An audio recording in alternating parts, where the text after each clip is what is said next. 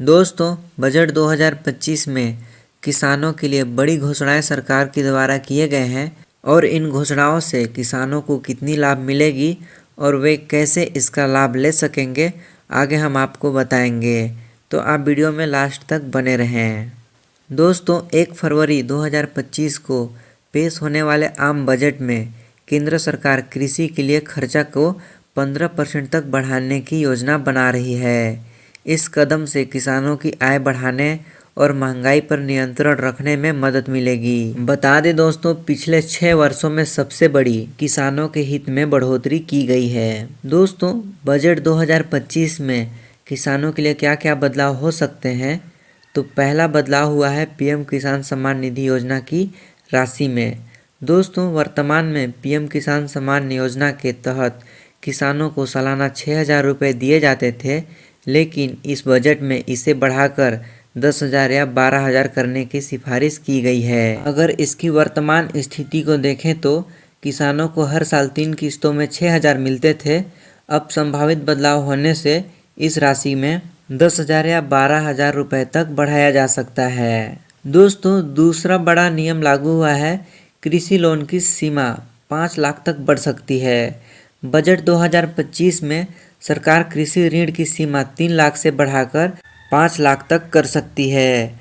वर्तमान सीमा 3 लाख रुपए है और संभावित बदलाव के तहत 5 लाख तक किया जा सकता है। तीसरा बड़ा बदलाव दोस्तों, नई कृषि योजनाओं की शुरुआत। इस बजट में सरकार किसानों के लिए नई योजनाएं शुरू कर सकती है, जैसे उन्नत बीज के विकास के लिए फंड बढ़ा सकता है, भंडारण और सप्लाई चेन इंफ्रास्ट्रक्चर को मजबूत किया जा सकता है।